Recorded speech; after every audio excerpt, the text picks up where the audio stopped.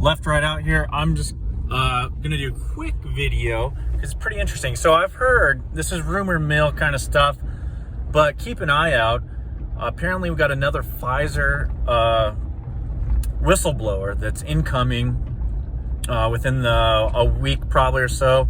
He's represented by a lawyer, or he's already got representation. That's what I've heard. That's the rumor. And also on like the whistleblower side of things, when it comes to this, unbeknownst, or I won't say that, an undisclosed, we'll just say, it's not undisclosed, but I can't say the name of the drug on here, has apparently been prescribed by a doctor to a number of high-ranking individuals in the U.S. government and Congress and the like, that they themselves have told people not to take, and have been excoriating people and have, through their media minions, calling this a livestock dewormer.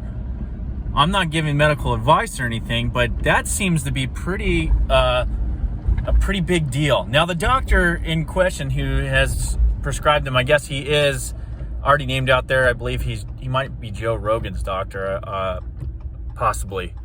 But anyway, the guy's come out. He said that he's treated a number of people. Of course, he can't disclose names, even though these people are probably some of the most vile human beings walking the face of the earth now. They're entitled to their privacy, even though we aren't when it comes to certain vaccination statuses. But anyway, interesting stuff coming down the pipe when it comes to that. So the other thing we got to talk about is economics.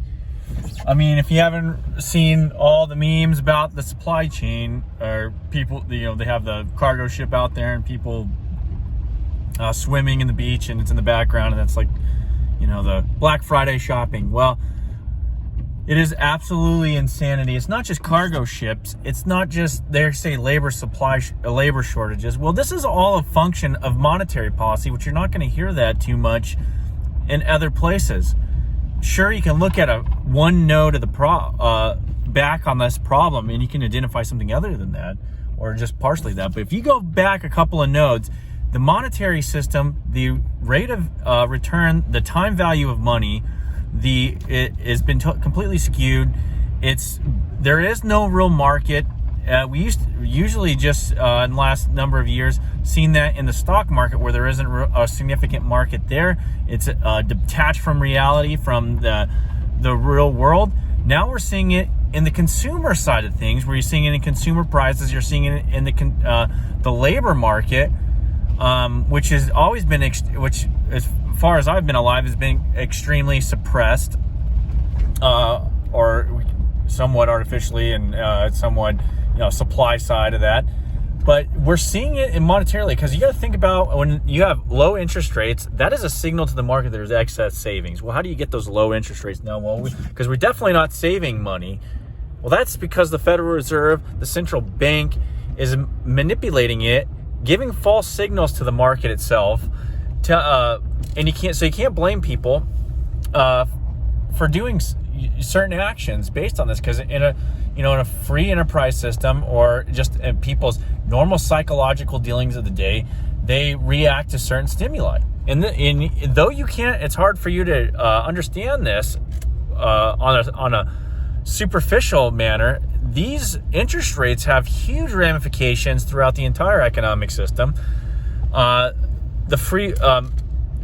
A real system of currency, or real money, that has a real world effect on everything. And we're in complete insanity mode in this country. Like, we are dancing with the devil like you would not believe. So that's the root node of all these problems, are when it comes to the economic system. And that's been decades in the making. And we've seen little reverberations of it here and there, but now we're really seeing it, because usually the first places you start seeing it is in capital goods and other investment class in other investment assets. And now we're seeing it in consumer stuff, which that's when it really starts hurting people. So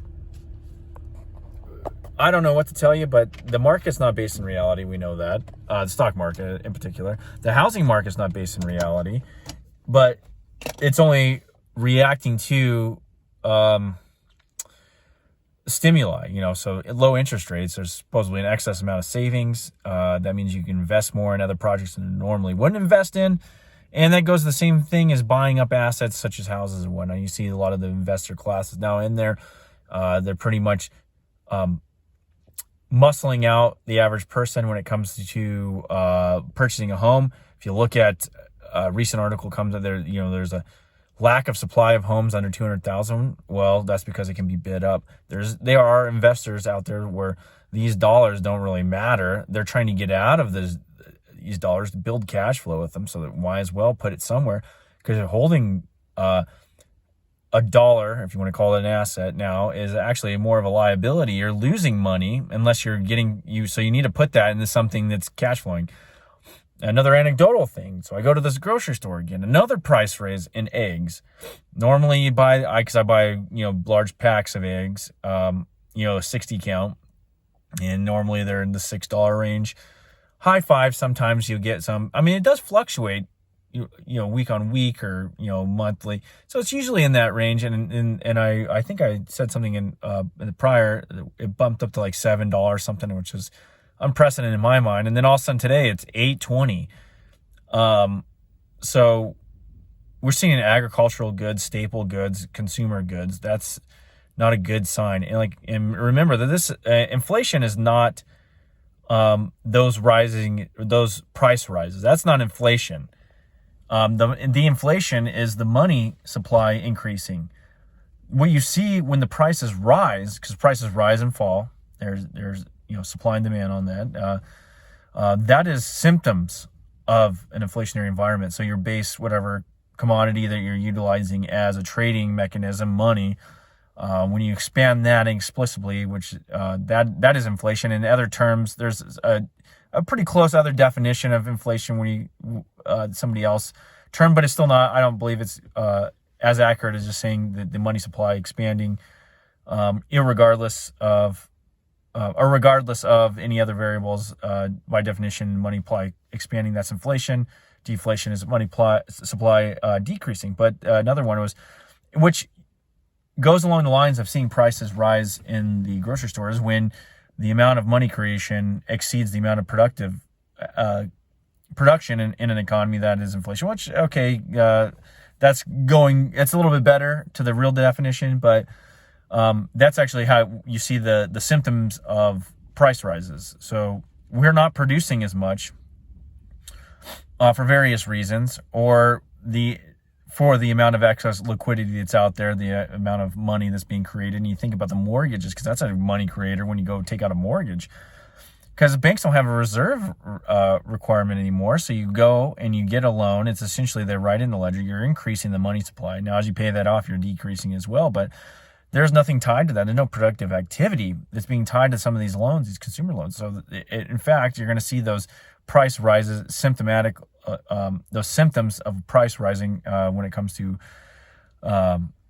inflation more and more. At least if you take out a loan and you do something productive with it, you're not going to, theoretically, with all other variables held constant, shouldn't see a rise in prices. Now, I mean, there's always other variables, but anyway, we're a lot of discongruity in the market. Things are not good, and I just pray that we can bite the bullet and suffer a little pain so that we can come out the other end stronger. But it doesn't look like the case. It looks like we're going to ride this train till it goes off the tracks and destroys everything, and then we have to build up the ashes. And we need to produce. We need to have actual production in this country. So, because as long as we have that, no matter what they do, there will be some value in our economic system. But anyway, peace out.